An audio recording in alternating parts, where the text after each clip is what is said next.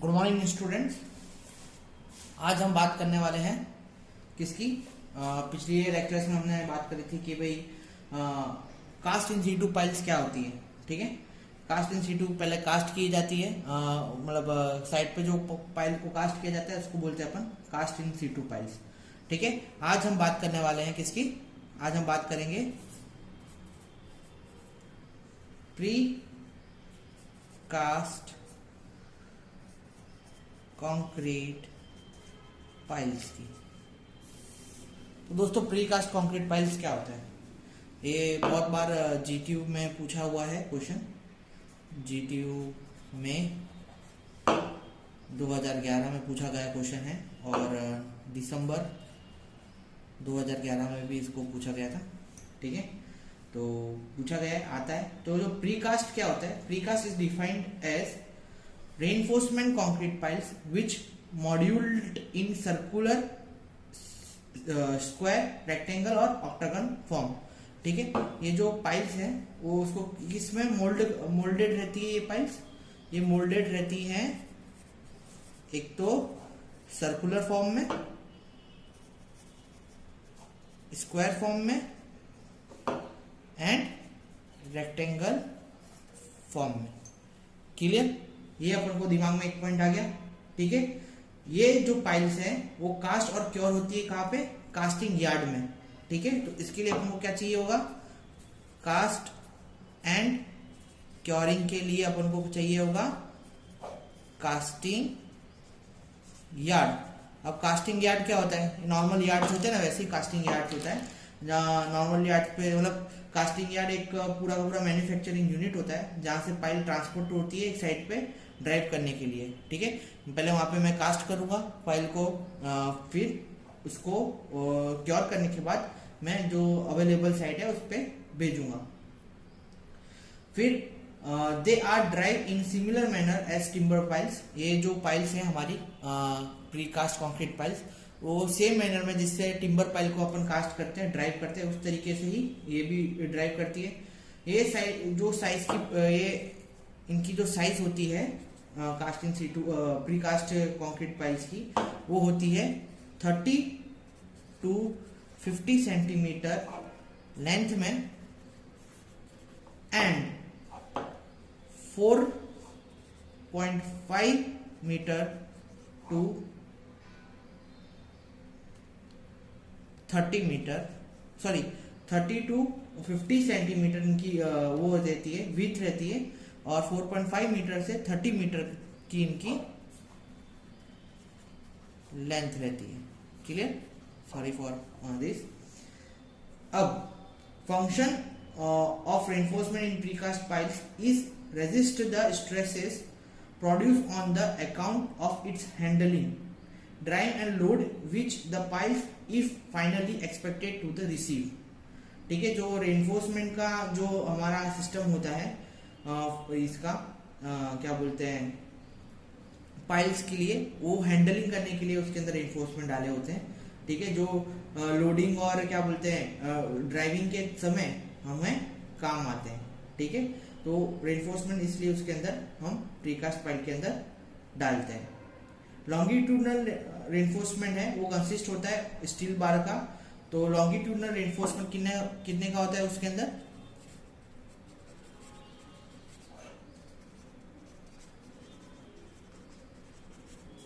Longitudinal reinforcement होता है उनके पास 20 to 40 mm डाया का।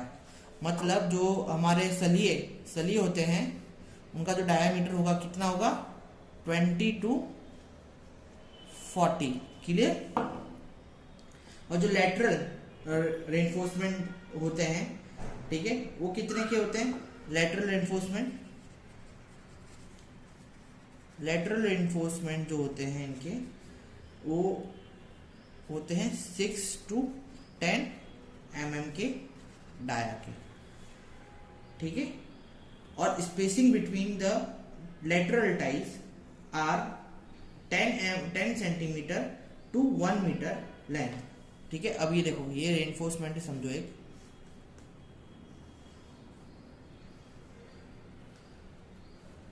और ये स्टीरअप्स।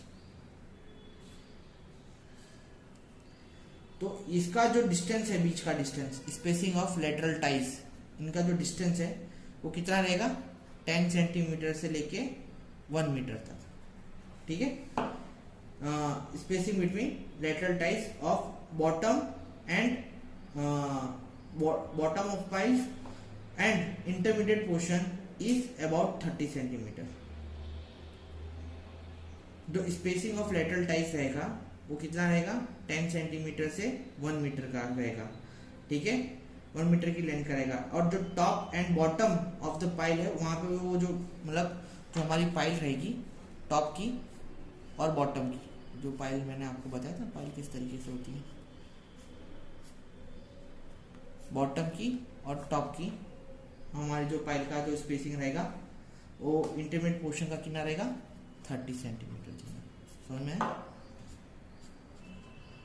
बाकी सब में 10 सेंटीमीटर से 11 सेंटीमीटर, 1 मीटर बहुत ज़्यादा लिख दिया है, ये 1 मीटर नहीं सिर्फ 10 centimetre, 1 metre is wrong, 10 centimetre जितना जो लेंथ है उसके रहेगा, क्लियर।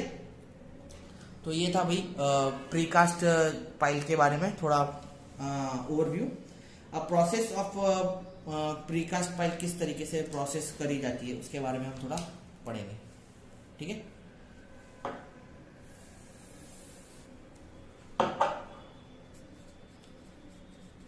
Process of casting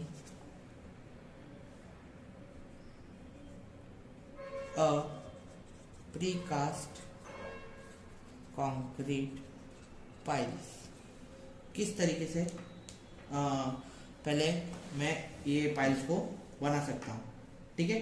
तो मुझे जो भी पाइल का शेप का बनाना है तो सबसे पहले मेरे को कोई भी कंक्रीट का काम करना पड़ता है, तो मेरे को क्या करना पड़ता है, मेरे को उसका फॉर्म वर्क तैयार करना पड़ता है। तो सबसे पहले मैं क्या करूँगा, उसका फॉर्म वर्क तैयार करूँगा, ठीक है।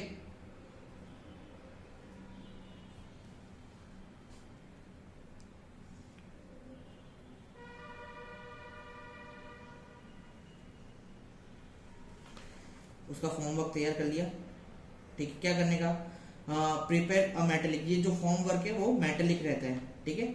और मास मैन्युफैक्चरिंग इसका हमको मिलता है, ठीक है। जो इनर सरफेस होती है, उसके बाद जब मैंने फॉर्म वर्क तैयार कर दिया, उसके जो इनर सरफेस है, ये वाली जो सरफेस है इनर सरफेस, इसको मैं क्या करूंगा, किससे कोटिंग करूंगा, कोट करूंगा इसको, coated with soap solution and oil. किसको, इनर सरफेस को, समझ में आया किस तरीके से। पहले सबसे पहले एक मेटेलिक मोल्ड ले लूंगा समझो, फिर उसको अंदर इंटरनल में क्या करूंगा, क्या करने वाला हूं मैं, उसके अंदर ऑयलिंग करने वाला हूं। फिर क्या करूंगा, मैं रेनफोर्समेंट डालूंगा, रेनफोर्समेंट का केस डालूंगा, रेनफोर्समेंट डाल दिया मैंने, ठीक है। उसको रेनफोर्समेंट को बांध दिया,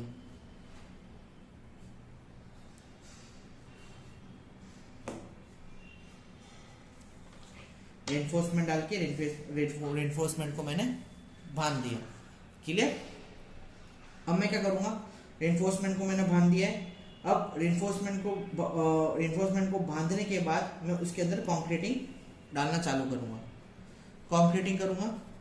सेकेंड स्टेप क्या था, रेनफोर्समेंट प्लेसमेंट, ठीक है। सेकेंड क्या आएगा इसका, फिर इसके अंदर मैं करूंगा कंक्रीटिंग, ठीक है, कंक्रीटिंग करूंगा। और जो यूजुअली हम कंक्रीट का जो मिक्स लेते हैं वो कौन सा लेते हैं, 1 jam 2 jam 4, that is M20, ठीक है। 1 जैम 2 जैम 4 का जो रेशियो रहता है वो ज्यादातर 20 रहता है, ठीक है। जैसे ही मैं कंक्रीटिंग करता रहूंगा उसके साथ साथ मैं क्या करता रहूंगा, वाइब्रेटिंग उसके अंदर करता रहूंगा, जिससे कोई भी तरीके का एयर वेट उसके अंदर ना रह जाए, ठीक है। फिर क्या करने का है, मैक्सिमम साइज ऑफ एग्रीगेट, हाँ मैक्सिमम साइज ऑफ एग्रीगेट अपन कितने का यूज कर सकते हैं इसके अंदर, 19 mm के, ठीक है। High drive conditions are to be encounter, rich mix हमको जो अगर रिच मिक्स करना है तो M25 का करेंगे, ठीक है, वरना M20 के मिक्स से अपन काम चलाते हैं। When pile is driven, it's subject to greatest impact stress at the head. It is sometimes strengthened at upper 0.6 to 0.9 meter length and use of strong grade of concrete. जब pile को drive करते हैं वो subjected करता है किससे, impact stress से। उसका जो हेड है वो इम्पैक्ट स्ट्रेस से क्या बोलते हैं, सब्जेक्टेड करता है, ठीक है। तो जो स्ट्रेंथ रहती है ऊपर की, उसको हम क्या करते हैं, अपर स्ट्रेंथ के लिए, अपर स्ट्रेंथन करने के लिए जो ऊपर का भाग रहता है उसको 0.6 मीटर की लेंथ में स्ट्रॉन्ग ग्रेड का जो एग्रीगेट है वो इस्तेमाल करते हैं। जो ऊपर के लेवल है ना, वहाँ पे मतलब अपर लेवल में अपन कितने का एग्रीगेट इस्तेमाल करेंगे, 1:1:2 के रेशियो का कंक्रीट इस्तेमाल करेंगे, एग्रीगेट नहीं सॉरी, कंक्रीट इस्तेमाल करेंगे। कितनी लेंथ में ऊपर, 0.6 से 0.9 मीटर की लेंथ में आप क्या कर सकते हैं, जैसे कि मैं यहाँ पे समझो कि यहाँ पे कंक्रीटिंग कर रहा हूँ तो मैं यहाँ पे यूज कर सकता हूँ M20 और फिर यहाँ पे मैं जो जिसका रेशियो है कितना 1:2:4 और फिर मैं यहाँ पे स्ट्रॉन्ग ग्रेड का क्या बोलते हैं ये यूज कर सकता हूँ कंक्रीट मिक्स। समझ में आया आपको? इस तरीके से ये जो कंक्रीट मिक्स है वो हम यूज करते हैं, ठीक है।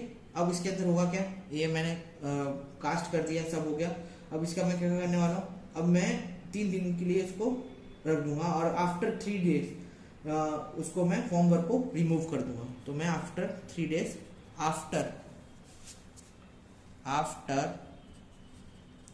डेज फॉर्म वर्क रिमूव कर दूंगा, क्लियर है ना। However, piles kept same position at least for 7 days. उसको 7 दिन के लिए सेम पोजीशन में रखना है मेरे को, 7 डेज के लिए सेम पोजीशन में, यानी क्योरिंग के लिए रखना है, क्योरिंग टाइम के लिए 7 पोजीशन को 7 दिन के लिए उसको सूखने के लिए रखना है, ठीक है। फिर आफ्टर 7 डेज क्या होगा, आफ्टर 7 डेज के बाद जो पाइल है वो शिफ्ट होगी किस, कहाँ पे, क्योरिंग टैंक के अंदर, और where concrete is allowed to mature for at least 4 week before drawing, ठीक है। कितने दिन के लिए क्योरिंग टैंक के अंदर रखेंगे अपन, 4 वीक के लिए, ठीक है। जहां पे हमारा जो कंक्रीट का जो पाइल है वो नॉर्मली मैच्योर होगा अच्छी तरीके से, वहां पे वो पानी एब्जॉर्ब करेगा और उसके बाद अपन उसको यूज कर सकते हैं, ठीक है। और ये जो 4 वीक है उसमें से आप 1 वीक रिड्यूस भी कर दोगे तो कोई जरूरत नहीं पड़ेगी, पर उसमें क्या रैपिड हार्डनिंग सीमेंट फिर आपको यूज करना पड़ेगा। समझ में आया? तो इस तरीके का ये जो था आज का क्या बोलते हैं सेशन में अपन ने क्या पढ़ा कि भाई प्रीकास्ट कंक्रीट पाइल्स किस तरीके की होती हैं, क्या क्या साइज होती है उसकी, और प्रोसेस ऑफ मैन्युफैक्चरिंग उसका क्या होता है, ठीक है। अब पाइल प्रीकास्ट जो पाइल है उसके बारे में थोड़ा उसके एडवांटेज और डिसएडवांटेज पढ़ लेते हैं। तो भाई ये जो पाइल है वो क्या है, पहले से कास्ट हो जा सकती है। जैसे ही हमारा जो प्रोजेक्ट है वो अनाउंस हुआ तो हम उसको पहले से कास्ट कर सकते हैं, जिसका जो रिजल्ट है वो क्या आएगा, हमको रैपिड एग्जीक्यूशन मिलेगा, यानी मैं फटाफट वर्क काम कर सकता हूँ। पर वही चीज आप अगर precast in situ piles के अंदर देखेंगे तो उसके अंदर आपको क्या मिलेगा कि आपको सबसे पहले एक्सकेवेशन करना पड़ेगा, फिर उसके अंदर रेनफोर्समेंट सेट करना पड़ेगा, फिर आपको कंक्रीटिंग डालना पड़ेगा। जब मुझे पता है कि भाई मेरा कंस्ट्रक्शन चालू होने वाला है और मेरी जो सॉइल बेरिंग कैपेसिटी अच्छी नहीं है, मेरे को पाइल फाउंडेशन की जरूरत पड़ेगी, तो मैं भाई ऑर्डर कर दूंगा मैन्युफैक्चरर को, भाई इतने मेरे को पाइल चाहिए रहेंगे डिजाइन के हिसाब से, ठीक है। और वो लोग क्या करेंगे, 1-2 महीने पहले से ही वर्क, हाँ। तो हम कहाँ पे थे, हाँ, डिफेक्ट कैन बी डिटेक्टेड। अभी ये जो पाइल है ऑलरेडी प्रीकास्ट रहने वाली है, ठीक है। तो आप क्या उसका सुपरवाइजर रख सकते हैं, उसका क्या देख सकते हैं, पाइल के अंदर कोई क्रैक्स तो नहीं है, ठीक है। लोडिंग के पहले उसको ड्राइव करने से पहले कि पाइल के अंदर कोई क्रैक तो नहीं आ रहा है, ठीक है, कि पाइल के कोई पे डिफेक्ट तो नहीं है, उसका जो नीचे का भाग है वो अच्छी तरीके से नोकीला है कि नहीं, वो सब आप है ना अच्छी तरीके से पाइल ड्राइविंग में देख सकते हैं। तो आप इसका क्या पहले से इंस्पेक्शन कर सकते हैं। रेनफोर्समेंट है ना, जैसे कि कभी कभी क्या होता है कास्ट इन सीटू पाइल्स के अंदर रेनफोर्समेंट हम कंक्रीटिंग करते हैं तो वो अपनी पोजीशन चेंज कर देते हैं, जिसकी वजह से पाइल का शेप के अंदर चेंज आ सकता है। अब अपन नीचे उतर के दूसरी जगह एक्सकेवेट करके देखेंगे तो है नहीं कि भाई पाइल का क्या सीन चल रहा है, कि पाइल की जो रेनफोर्समेंट है वो अच्छी तरीके से पोजीशन पे है कि नहीं, वो तो हम जाके नीचे देखने वाले हैं नहीं, हम क्या करेंगे, जो जिस तरीके से पोजीशन में रेनफोर्समेंट में उस तरीके से ही उसको रखे रहेंगे। पर इसके अंदर जो रेनफोर्समेंट है ऑलरेडी अपन प्रीकास्ट करते हैं, मोल्ड के अंदर अपन देख सकते हैं, अच्छे तरीके से उसको प्लेस कर सकते हैं और फिर उसके अंदर कॉन्क्रीटिंग करेंगे, जिससे क्या होगा कि तकलीफ नहीं आएगी। ठीक है, फिर ड्राइव, ये जो पाइल ड्राइविंग है हमको बहुत प्रॉब्लम होती है, जैसे आपको पता होगा कि पानी में कंस्ट्रक्शन करने में अपन को तकलीफ पड़ती है, पर ये जो पाइल्स है ना अपन को अंडर वाटर भी काम में आएगी। ठीक है, अंडर वाटर आप इजीली कर सकते हैं। ठीक है, load can be applied after driving piles. उसमें क्या होगा कि मैं पहले पाइल कास्ट करूंगा। ठीक है, कास्ट इन सीटू की बात कर रहा हूँ। ठीक है, जब मैं साइड पे पाइल कास्ट कर रहा हूँ ऑन द स्पॉट, तो भाई मेरे को 7 दिन उसको रेस्ट करने के लिए चाहिए, देना पड़ेगा, क्योरिंग करने के लिए देना पड़ेगा, उसके बाद मैं उसके ऊपर कंस्ट्रक्शन कर पाऊंगा। पर यहाँ पे ऐसा नहीं है, जैसे ही पाइल्स आई, पाइल को ड्राइव किया, थोड़ी पाइल सेटल हुई, कंस्ट्रक्शन चालू, मतलब फास्ट कंस्ट्रक्शन हो जाएगा। अब वही अपन इसके डिसएडवांटेज देख लेते हैं। अब डिसएडवांटेज क्या है भाई, मैन्युफैक्चरिंग यूनिट से अपन को साइट पे वो पाइल्स को ट्रांसपोर्ट करना है। This is the biggest challenge for any civil engineer. ठीक है, क्योंकि बहुत हैवी स्ट्रक्चर रहता है, और हैवी स्ट्रक्चर्स में आपने देखा होगा कि सारे हैवी स्ट्रक्चर जो ट्रांसपोर्टेशन करते हैं हम रात में करते हैं। क्यों? क्योंकि जिसकी वजह से बाकी की पब्लिक है उसको अगर कभी भी ट्रांसपोर्टेशन फेलियर आता है तो बाकी की पब्लिक को प्रॉब्लम ना हो, और हमको क्या इजी वे मिलता रहे, हाईवे अच्छा मिलता रहे, स्मूथ हाईवे मिलता रहे, तो हम अपने जो सामान अच्छे तरीके से ले जा सकते हैं। वही पाइल ड्राइविंग में अगर कुछ भी मिस्टेक आती है, हैंडलिंग में प्रॉब्लम आती है, तो वो पाइल ब्रेक हो जाएगी और हैवी एक्सपेंसिव अपना चले जाएगा। ठीक है, अब कभी भी आप एक्सकेवेशन करते हैं ना, सेकंड जो पॉइंट है, तो लेंथ ऑफ पाइल फिक्स नहीं रहती है। अब जैसे कि मैंने एक यूनिट बना रहा हूँ, मैं मोल्ड बना रहा हूँ, मेरे पास 30 मीटर का मोल्ड है, तो मैं 30 मीटर की पाइल ही बनाऊंगा। ठीक है, अब तो उसमें होता क्या है कभी कभार कि जो बड़ी बड़ी लेंथ अगर पाइल्स की आप बनाते हो ना, तो उसकी जो जॉइंट है वो वीक रह जाते हैं। ठीक है, तो ये एक प्रॉब्लम आता है उसके अंदर। अब जो पाइल जो हम ड्राइव करने वाले हैं, हमारा जो पाइल है, वो जो साइड है वहाँ पे हमें को 20 मीटर का पाइल चाहिए, और मैंने 30 मीटर का पाइल कास्ट कर दिया है। तो भाई क्या करना पड़ेगा, मेरे को पाइल कटिंग करना पड़ेगा 10 मीटर का। अब उसके लिए क्या प्रॉब्लम होगा, उसके लिए हमको सबसे पहले हमारा जो है लेबर कॉस्ट जाएगा। ठीक है, ये लेबर जाएगा, टाइम जाएगा, और पैसा तो अलग से जाने वाला है। ठीक है, तो ये थोड़ा हमारे को तकलीफ वाला रह सकता है। सेकेंड, हम क्या कर सकते हैं, जो ड्राइविंग कर रहे हैं पाइल को, मतलब उस पे उसको नीचे जमीन पे गाड़ रहे हैं, तो उसके ऊपर बहुत हैवी शॉक देंगे। जैसे ये पाइल है, तो पाइल के ऊपर मैं ऐसे इसको शॉक दूंगा, तो ये पाइल नीचे जाएगी, इसके अंदर जाएगी। ठीक है, अब ये क्या होगा, ये अनसाउंड हो जाएगी। हमारा जो आजू बाजू एरिया है ना, तो कभी कभी जो कंस्ट्रक्शन है वो हमारा अनसाउंड भी हो सकता है। तो ये थे पाइल्स, प्रीकास्ट पाइल्स के एडवांटेज और डिसएडवांटेज। अभी मैं वापस से क्या बोलते हैं, प्रीकास्ट पाइल से sorry cast in situ piles की थोड़ी पाइल्स बाकी थी, वो मेरे दिमाग से निकल गया, वो पहले मुझे पढ़ाना था। सैंड पाइल्स थी, स्टील पाइल्स थी, बॉक्स पाइल्स थी, ट्यूब पाइल्स थी। ये सारे पाइल्स के बारे में अपन डिस्कशन करेंगे नेक्स्ट लेक्चर में। जब तक कि ये वाला लेक्चर्स आप देखते रहिए, और इसके सारे जो असाइनमेंट्स है वो मैं आपको जल्दी प्रोवाइड कर दूंगा। ठीक है, अगर कोई भी डाउट है तो आप गूगल मीट में मुझे पूछ सकते हैं। तब तक के लिए शुक्रिया, thank you so much for watching this lecture.